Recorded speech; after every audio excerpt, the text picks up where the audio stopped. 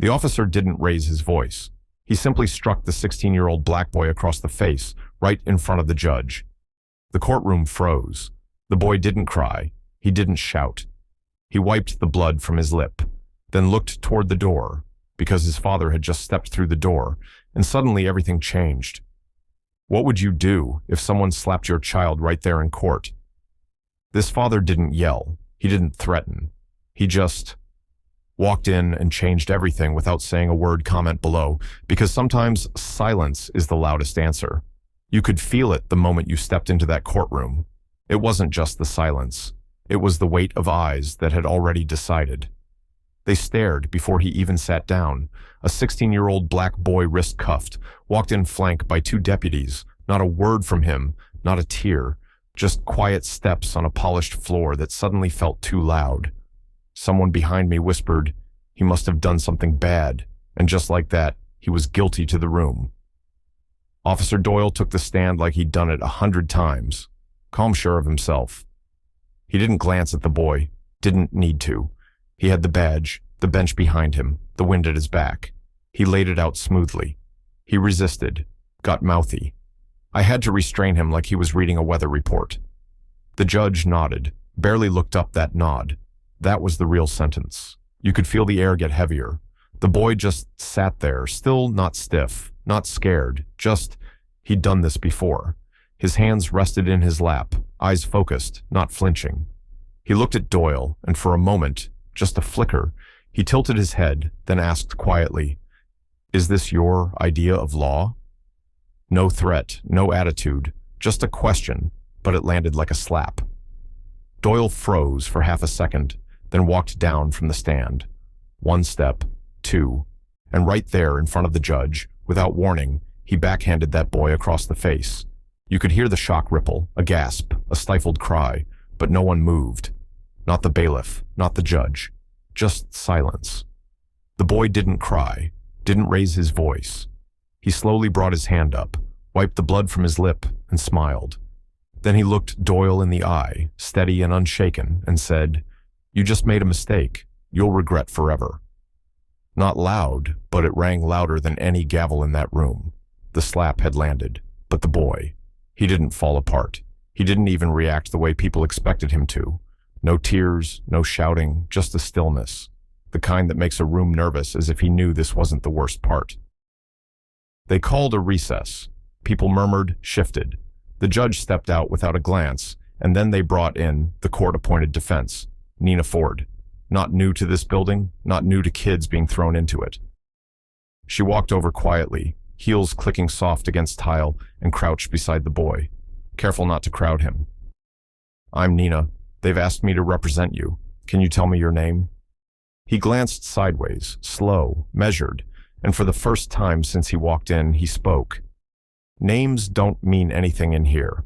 There was no attitude in his voice, no defiance, just experience, like someone who'd seen this place chew up names before Nina studied him. He didn't look scared, not even angry, just heavy, like something was sitting on him that no one else could see still. She said gently, "I'd like to know what to call you." A pause, then a breath. Jalen Carter. She jotted it down, ran it through her notes. No priors, no red flags. But that only made her more curious because something about this boy didn't match the paperwork. He wasn't fidgeting, wasn't defensive. His body didn't speak fear. It spoke control, the kind that's taught, not born. And that's when she noticed it. A thin silver chain tucked beneath the collar of his shirt. Not flashy, not for show, just something he wore close, almost like it wasn't for anyone else to see. Nina didn't mean to look, but it caught the light as he adjusted his seat. So she leaned ever so slightly, and her eyes caught the engraving. Carter Field Office, FBI. Her breath stopped. She didn't say anything. Not yet, just looked back at him. He saw it in her eyes, knew she'd read it, and without a word, he reached up, tucked the chain back into his shirt, and turned away, not hiding. "Just done explaining whatever you think that means," he said, voice low. "It doesn't change how they see me in here." That was the moment she realized he wasn't trying to win this case. He was just trying to survive it. They say court recess is for catching your breath, but for Jalen, it was just the next round. The judge had stepped out. Most folks drifted into quiet talk, tapping phones, sipping coffee from paper cups. But the boy, he sat alone at the defense table, still cuffed, and that's when two officers walked over. Not quick, not loud, just casual, like they'd done it a dozen times before. "We're doing a drug sweep." One of them said flatly, "Protocol. Protocol," right there in the middle of the courtroom. They yanked open his backpack, tore through his notebooks, dumped out his pens, unzipped every pocket like they were sure something was hiding, even pulled out a sandwich, wrapped in foil, tossed it aside like trash. And he just sat there, watching them tear through the pieces of a life already judged. Nina stood up fast. "He's not under arrest for possession. You have no grounds to, but..." They cut her off. "Ma'am, we're doing our job. You can file a complaint later, always later." That word was a brick wall. They threw up every time you tried to breathe. One of the officers scribbled something onto a clipboard, tore off the sheet, slapped it down beside the mess. "Suspicious behavior filed. No drugs, no anything, but still a mark." Jalen didn't move, didn't protest. He reached over slowly and packed his things back into the backpack, one by one, carefully, like it was muscle memory. That's when the second officer, a younger one, maybe mid-30s, leaned toward his partner and muttered loud enough for us all to hear. "Look at him. A future inmate, not a student." Time didn't stop, but hearts did. Even Nina froze, and Jalen, he just zipped the bag shut and kept his eyes low, as if he knew this part by heart. Then Doyle stepped back in arms, crossed that same crooked smile. He tossed a folded sheet onto the judge's bench and said, "Your Honor, I'd like to add resisting arrest and obstruction to the report." The defendant became uncooperative during transport. Simons barely looked at the paper, didn't ask a question, didn't ask the boy. He simply adjusted his glasses and clicked his pen. Charges noted, added to the docket, just like that. And then he said it so calm, so bureaucratic, like he was adding ketchup to an order that was already coming. "Sometimes you have to treat them like what they'll become." The room didn't gasp this time because they weren't surprised, only sickened. Nina clenched her jaw. The boy didn't flinch, and I remember sitting there thinking, he wasn't just on trial, he was being told who he was allowed to become. By the time court resumed, Nina was ready. She'd been quiet through the last break, but anyone watching her could see something had shifted. Not fear, not panic. Focus. She walked to the center of the courtroom with a flash drive in her hand, the way a surgeon might hold a scalpel. There was no trembling, no big speech, Your Honor. She began, voice steady. "I have new evidence recorded from a civilian security camera on the corner of Darrow and Fifth." The judge raised an eyebrow, but didn't speak. "It shows the incident Officer Doyle described, and it tells a very different story." She handed the flash drive to the clerk, who plugged it into the court's monitor. The screen blinked, then the footage played. It wasn't crystal clear, but it didn't have to be there. In the grainy video was Jalen standing between Officer Doyle and an elderly black man who looked terrified and confused. The man had a cane, moved slowly, was saying something inaudible, but pleading Doyle shoved him hard. The man stumbled backward, and Jalen, just a kid, caught him. He didn't throw a punch, didn't yell. He simply stood between them, holding out both arms like a human shield. That was it. And in that moment, you could feel the room stop breathing. Even a few jurors leaned forward. It was clear. Too clear. Nina looked to the judge. "This footage contradicts Officer Doyle's sworn statement, and it shows that my client acted to prevent harm, not cause it for a moment. It felt like something had cracked open, like maybe today would be different." But then Judge Simons leaned back, removed his glasses, wiped them, and said, without looking up, "Unverified footage dismissed." No explanation, no pause. Just like that. The truth was filed away as irrelevant. You could hear it. That sound a room makes when hope falls flat on the floor. Not a gasp, not a cry, just disappointment. Like watching someone bury a body they swore they'd protect.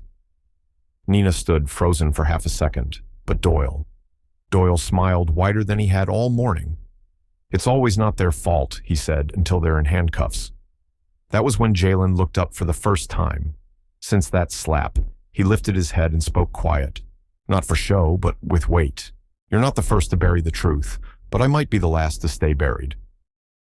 The words didn't echo. They didn't need to. They just landed. And that was when it started. The shifting in the seats, the murmurs, the tightening in the chest of every person who'd ever seen someone like him, pushed down and told to stay there. People weren't just watching anymore. They were feeling they were angry. But the boy, he went quiet again. Hands folded, eyes steady. And for the first time, the courtroom wasn't judging him. It was watching him. After the footage was dismissed, Nina sat back down, but she didn't let it go. She kept her eyes on Jalen, trying to read the silence. He wore like a second skin. He hadn't looked angry, hadn't slouched, hadn't even blinked. When the judge waved the truth away, like dust on a windowsill, something had shifted. You could feel it. Nina leaned toward him, not to push, just to let him know she was still there. That's when he slid a folded piece of paper toward her. No eye contact, no urgency. She opened it.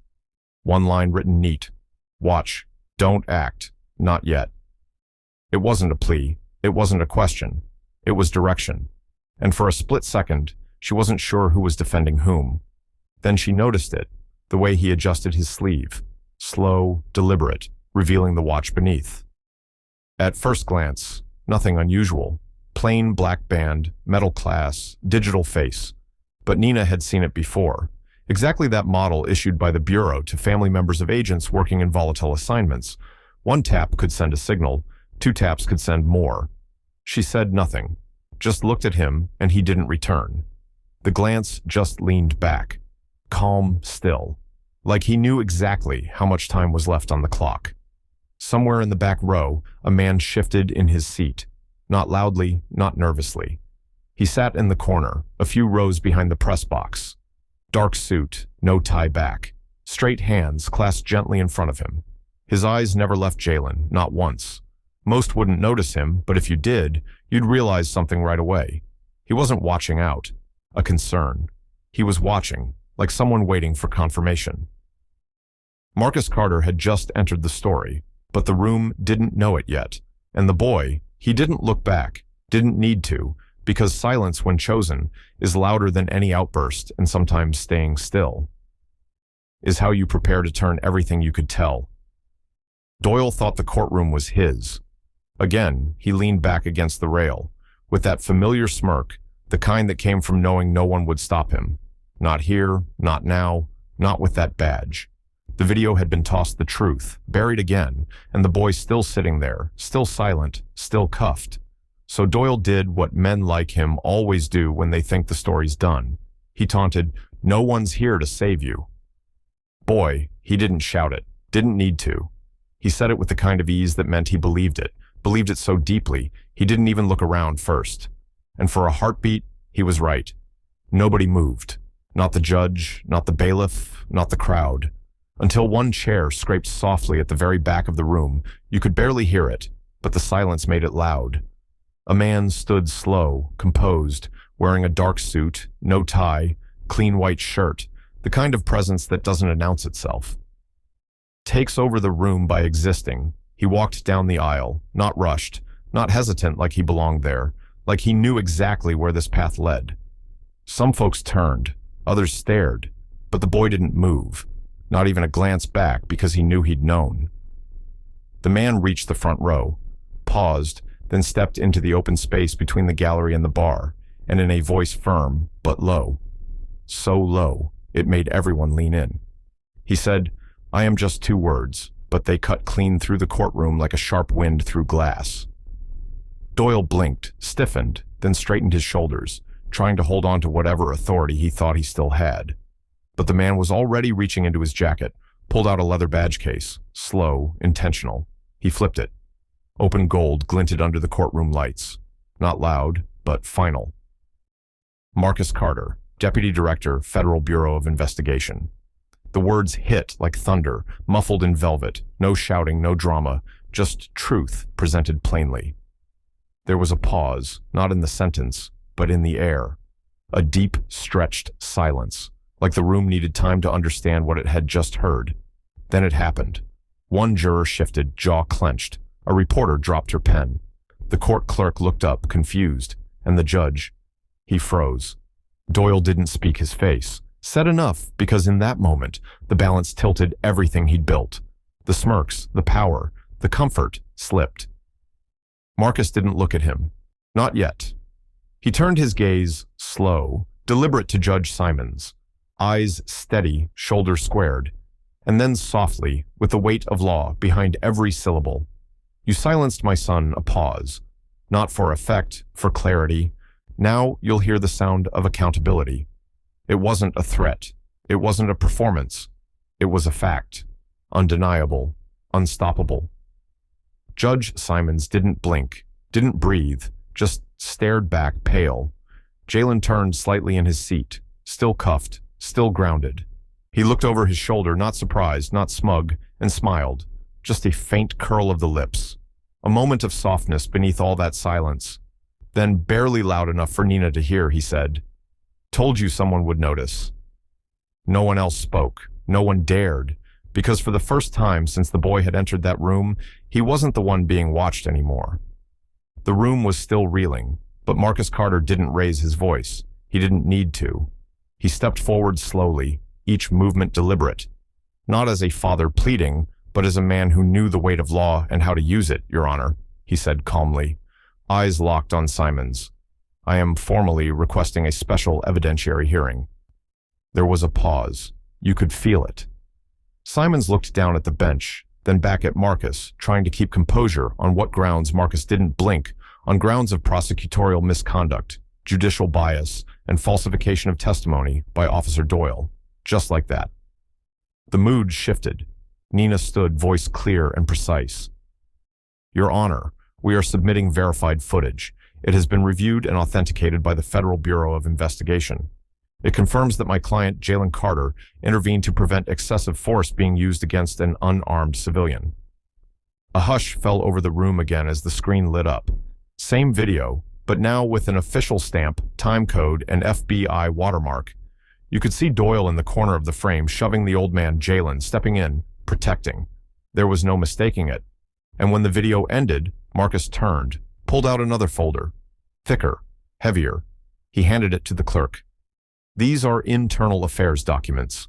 He said 3 separate incidents over the last 5 years involving Officer Doyle, each one flagged for misconduct, each one buried. He looked directly at Simons. All 3 cases were scheduled for judicial review. All 3 were dismissed in pre-trial hearings by you. Simons stiffened. His hand hovered over his gavel, but he didn't strike. It couldn't, because this wasn't a courtroom anymore. Not really. It was a reckoning. Marcus took one final step forward by order of federal authority. He said, louder now, "Firm Officer Doyle, you are under arrest for obstruction of justice, abuse of power and falsifying official records," gasps a flash of motion. 2 federal agents in suits appeared at the side door, stepping into view like shadows, called forward by truth. Doyle tried to speak, mouth open, but no sound came. The cuffs went on, not fast, not rough. Just final in front of everyone. In front of the judge, in front of the boy he thought was powerless. Simon sat frozen, the color draining from his face. He looked at Marcus, then at Nina, then at Jalen. But he didn't say a word, didn't defend himself, didn't apologize. Just lowered his gaze and said nothing at all.